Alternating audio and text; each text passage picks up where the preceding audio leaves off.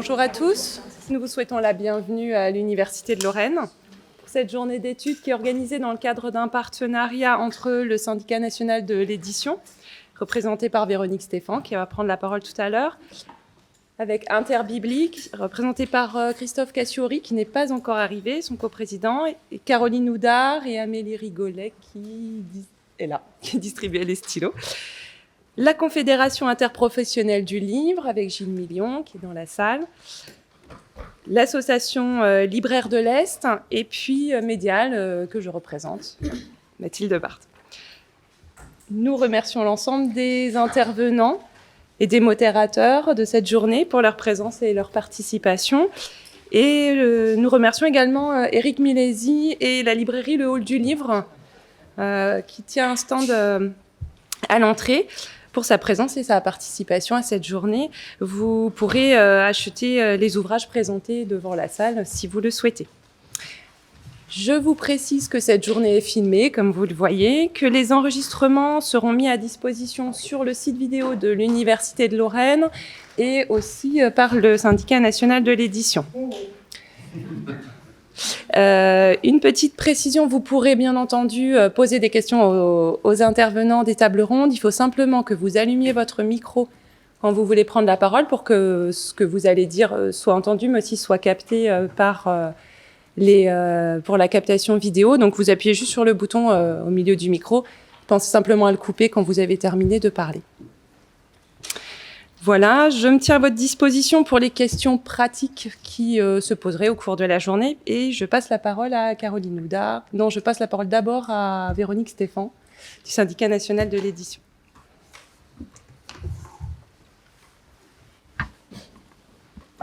Il y a un moment, mais je le connaissais déjà. Bonjour à tous. Alors avant tout, je souhaiterais excuser l'absence de Guillaume Foussard, qui anime le groupe BD du Syndicat national de l'édition. C'est lui qui a organisé cette rencontre et qui aurait dû être là à ma place, et si le Covid, hélas, ne l'en avait pas empêché. En tout cas, c'est pour moi une occasion d'être ici à vos côtés et j'en suis très heureuse. Fille d'enseignant, et avec une maman professeure de lettres, il y avait beaucoup de livres à la maison, mais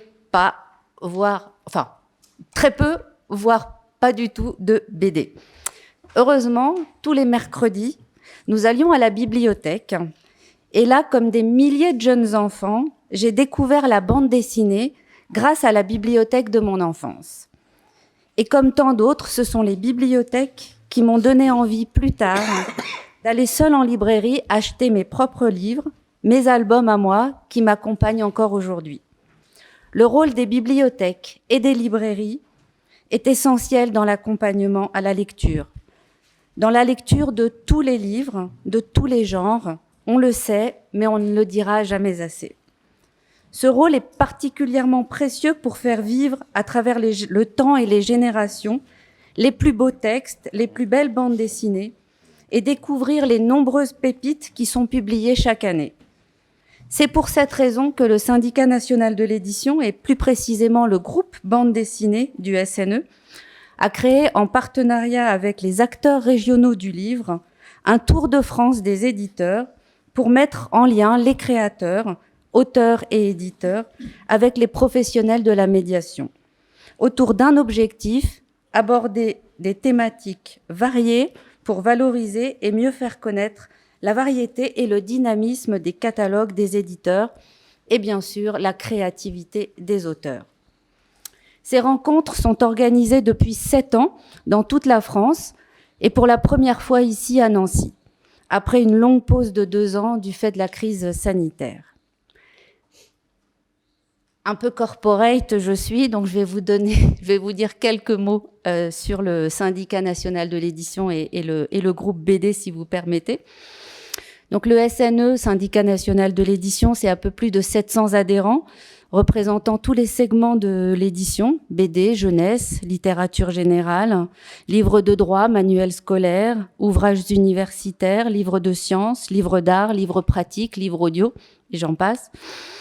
Des éditeurs de toute taille et originaires de toute la France.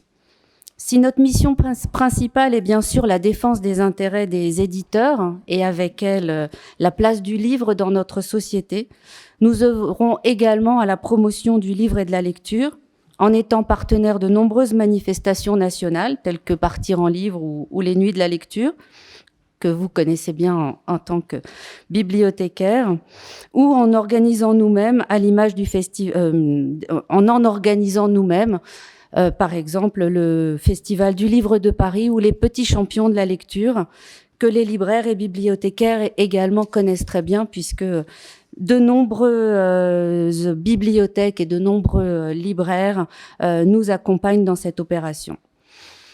Le groupe BD, lui, c'est 10 groupes d'édition du Syndicat national de l'édition. C'est l'un des 10 groupes du SNE.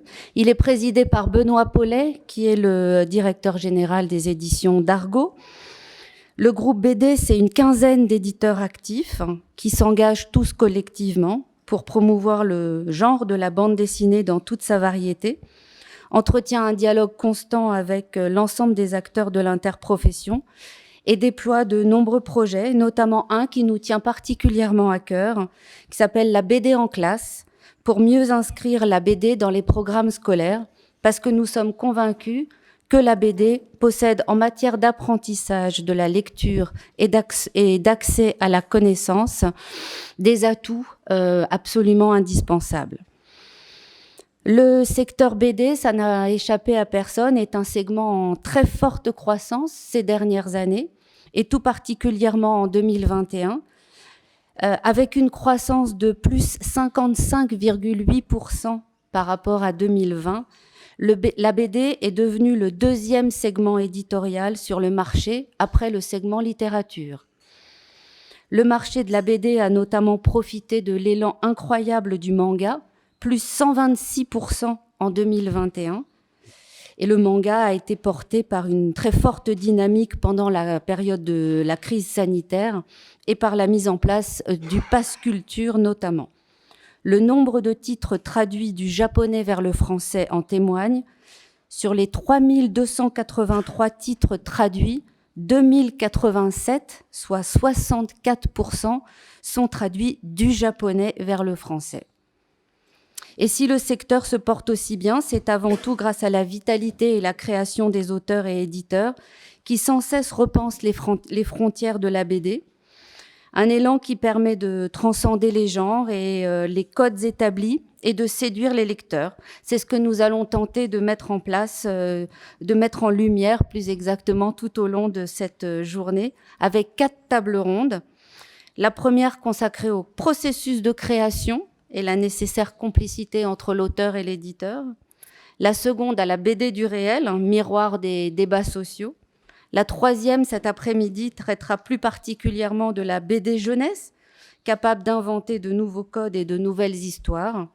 Et la dernière sera consacrée au manga, qui sait plus que jamais sortir de ses cases. Alors je voudrais remercier les éditeurs et éditrices, les auteurs et les autrices et les libraires qui ont accepté de participer à ces tables rondes et de nourrir les débats de leurs expériences concrètes. Remercier tout particulièrement les 2 modérateurs, Vincent Brunner, écrivain et journaliste spécialisé dans la musique et la bande dessinée, et Alexandra Houry, journaliste littéraire, tous 2 fins connaisseurs de tous ces sujets. Remercier enfin au nom du groupe BD du SNE pour leur soutien dans l'organisation de cette rencontre, la SOFIA, la Confédération de l'illustration et du livre, le CIL, l'association Interbibli, l'association Lille, libraire de l'Est et tout particulièrement la librairie Le Hall du Livre, et Médial de l'Université de Lorraine qui nous accueille aujourd'hui.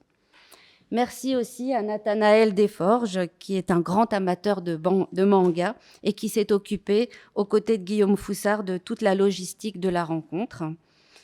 Et avant de me taire, je vous dis juste un dernier mot pour vous inviter à consulter le catalogue de cette rencontre qui propose une sélection des meilleurs titres des éditeurs présents aujourd'hui en scannant le QR code qui est situé sur le programme. et que la captation vidéo, mais vous l'avez déjà dit, est donc enregistrée. Il y a une captation vidéo qui est faite de cette rencontre et une synthèse écrite sera également disponible sur le site web du SNE et sur l'Université de Lorraine. Voilà, je laisse maintenant la place aux professionnels et je vous remercie.